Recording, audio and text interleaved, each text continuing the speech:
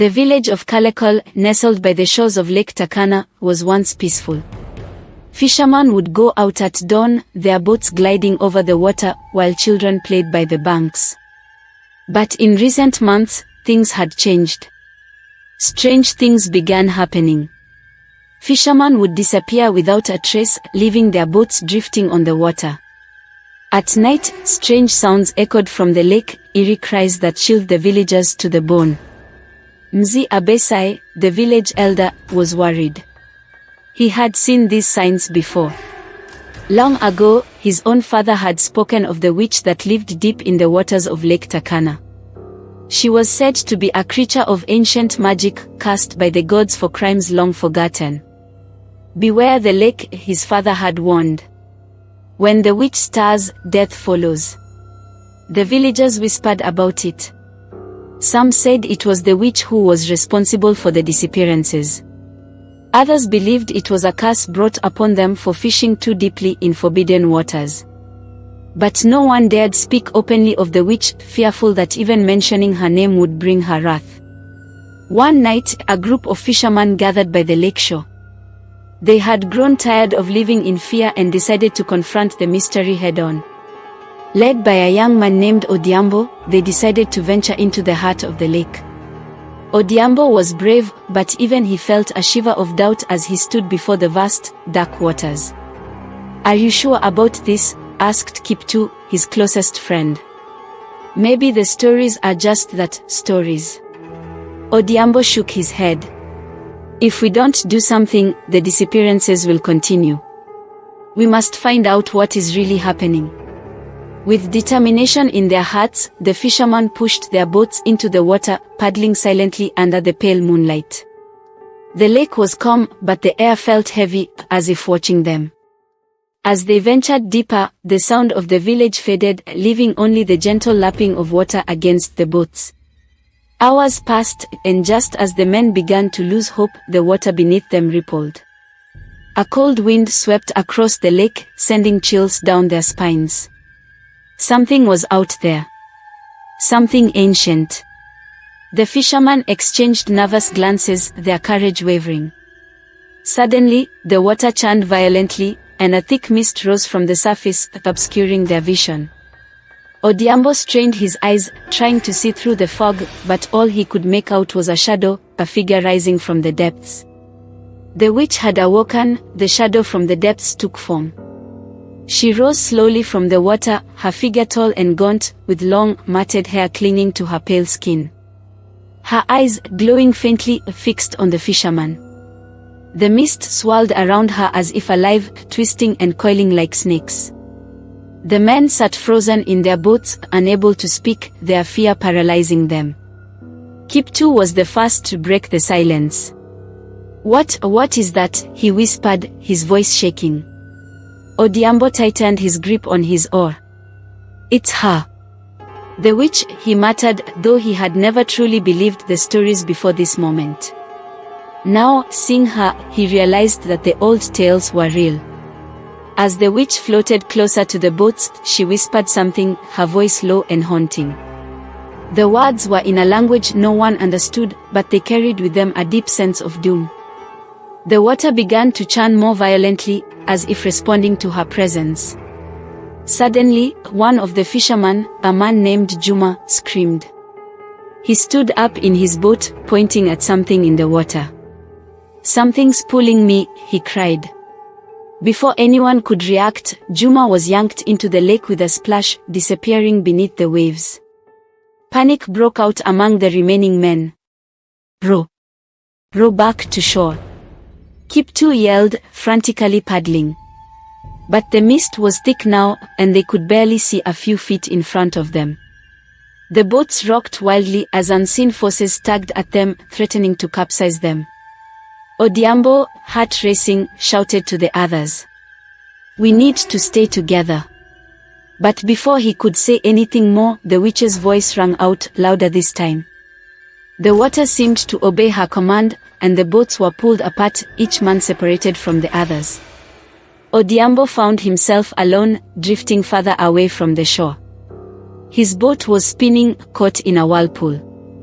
The witch, her glowing eyes locked on him, moved closer. He could feel her gaze piercing through him, filling him with dread. In that moment, Odhiambo remembered the stories his grandmother used to tell him as a child. She had spoken of a way to break the witch's power, a way to send her back to the depths. But the memory was faint, clouded by years of disbelief. Fire. He muttered to himself, as the words came back to him. Fire and light. Desperate, Odhiambo fumbled for the matches in his pocket. With trembling hands, he struck one, igniting a small flame.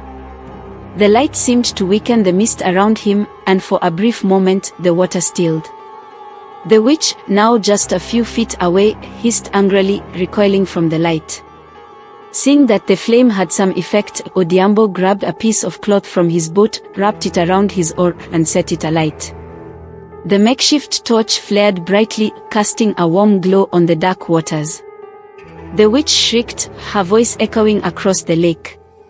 Odhiambo swung the torch wildly, keeping the witch at bay, but he knew this was only a temporary solution. He needed to find a way back to shore, and fast. Odhiambo's heart pounded as he clutched the flaming oar. The witch hissed and screeched, but she didn't dare come closer. Her eyes blazed with anger as she hovered just out of reach, the mist swirling wildly around her. The water was no longer calm, it churned violently, as though the lake itself was in turmoil. The torch in Odhiambo's hands burned brightly, but he knew it wouldn't last long. The wind picked up, and every gust threatened to extinguish the flame. He had to get back to shore before it went out, or he would face the witch's full wrath. Paddling awkwardly with one hand, he used his other to wave the torch back and forth, keeping the witch at bay. His arms ached, but he didn't dare stop. The mist was thick, and he couldn't tell how far he was from the shore. The once familiar lake had become a maze of darkness and fear. Hold on, he muttered to himself, trying to stay calm. He thought of his family waiting for him back in the village, his mother, his younger sister, all depending on him. He couldn't fail them. Suddenly, from the fog came a voice. Odhiambo. Over here. It was Kiptoo, his voice filled with relief. Odhiambo could barely make out Kiptoo's boat through the mist.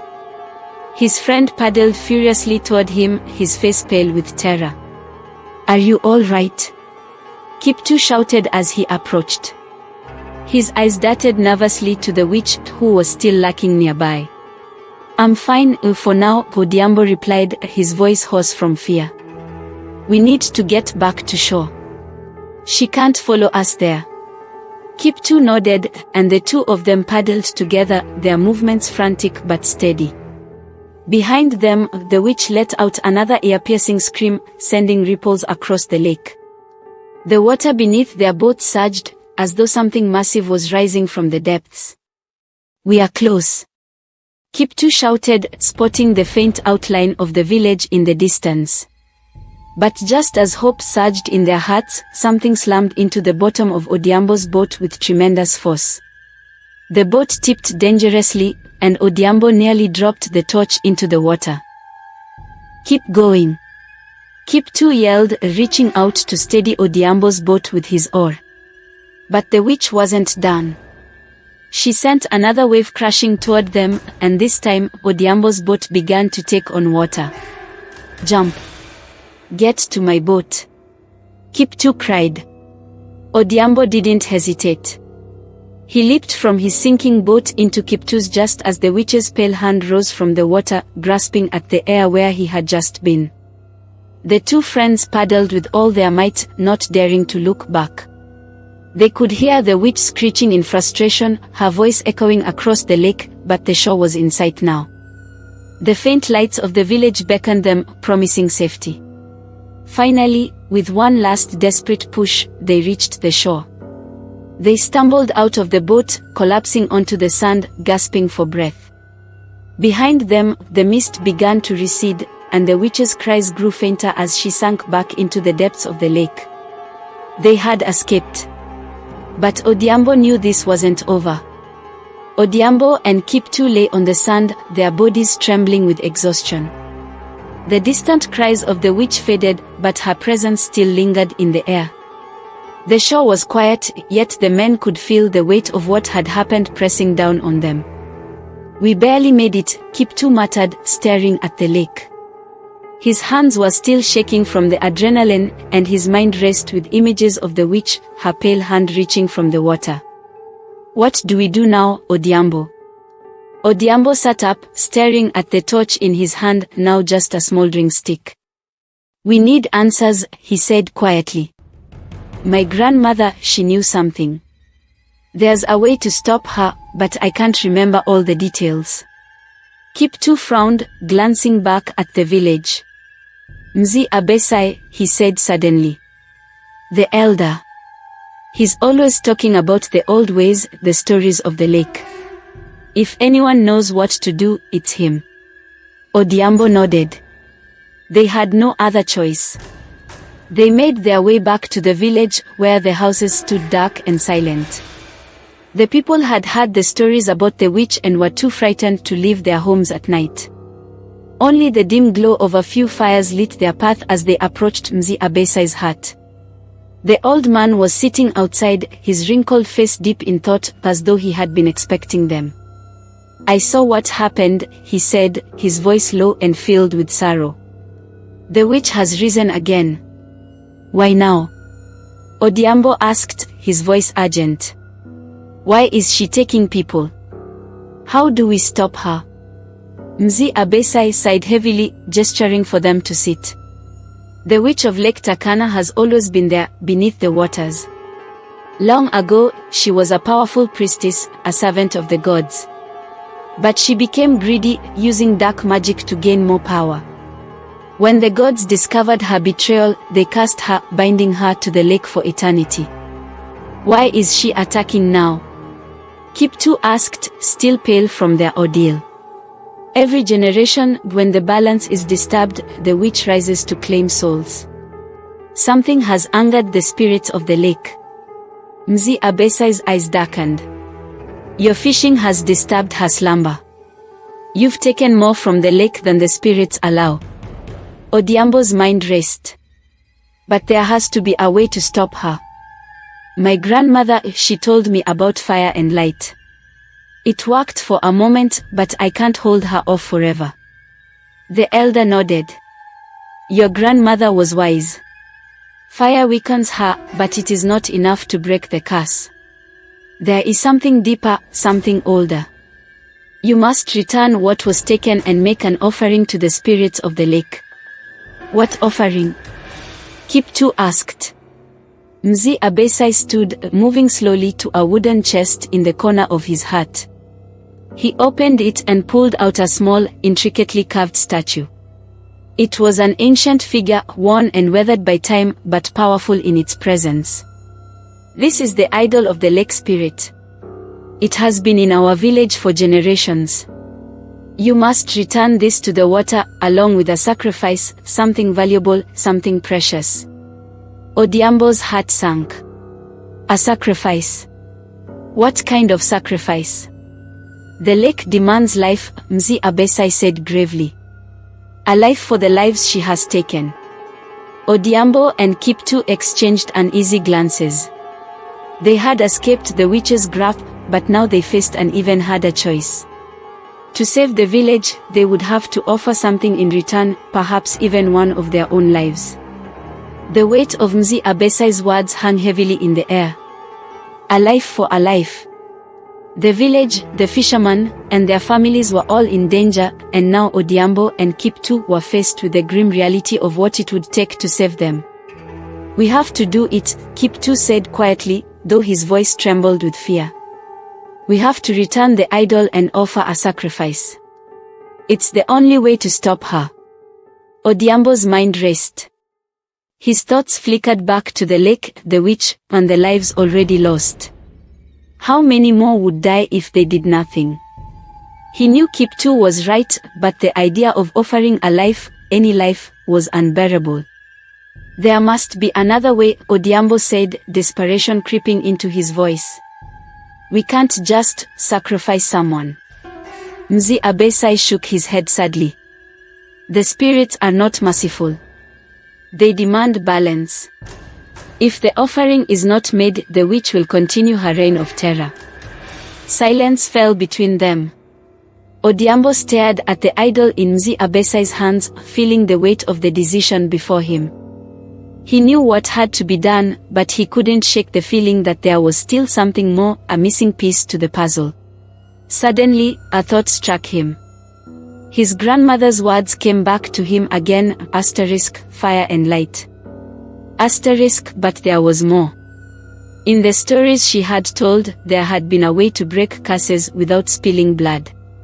Mzee Abesai, Odhiambo said slowly, his eyes narrowing in thought, what if, instead of offering a life, we offer the witch something she truly wants? What if we offer her a way out? Kiptoo looked at him in confusion. What do you mean? Odhiambo took a deep breath, trying to gather his thoughts. The witch was cast to live in the lake forever, bound by dark magic. What if we release her? Maybe the curse can be broken, and she will live in peace. Mzee Abesai looked skeptical. The curse was placed by the gods themselves.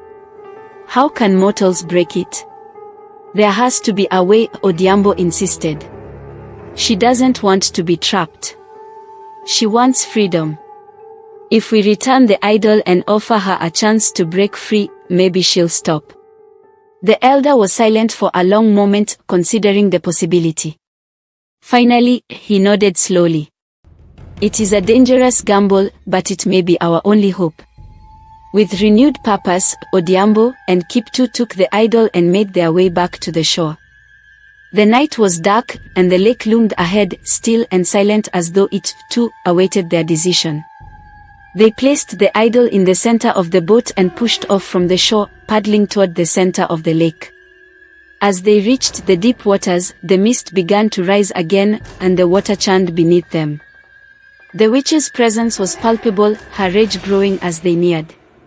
But Odhiambo stood firm, holding the idol high. We offer you freedom, he shouted into the mist. Take this idol and be released from your curse.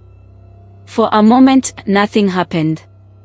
Then, the water began to boil, and the witch appeared, rising from the depths once more. Her glowing eyes fixed on the idol, and for the first time, there was something new in her expression, curiosity. Odhiambo stepped forward, holding the idol toward her. Take it. End this. Live in peace. The witch hovered before them, her hands trembling as she reached for the idol. As her fingers closed around it, a blinding light erupted from the statue, casting the lake in a brilliant glow. The witch screamed, but it was not a scream of anger, it was a scream of release. The mist began to dissipate, and the water calmed. The witch's figure slowly faded, and with one final, haunting whisper, she disappeared beneath the waves, the idol sinking with her. It was over. The next morning, the village was quiet. The lake was calm once more, and the strange disappearances had ceased. Odhiambo and Kiptoo stood by the shore, watching the sunrise, reflecting on the events of the night. Mzee Abesai joined them, his face filled with a mix of relief and sadness. You were right, Odhiambo, he said. The witch sought freedom, not blood. You found a way to end the curse without sacrificing a life. Odhiambo nodded. The lesson here is that sometimes, even the most feared evil has a reason for its actions. We must understand the past before we can move forward. The villagers slowly emerged from their homes, their fear lifting as they saw the calm lake once again. Life would go on, but the memory of the witch would stay with them, a reminder that some curses could be broken not with force, but with compassion and understanding. The lesson from this is that even the darkest forces may have reasons for their actions, and true resolution can often come through understanding, compassion, and finding alternative solutions to violence. By seeking to understand the witch's plight rather than simply destroy her, Odhiambo and Kiptoo found a way to save their village without unnecessary sacrifice. I hope you enjoyed the story. Please subscribe, like, share, comment and press the notification bell for more interesting and creepy stories. See you in the next story. Bye for now.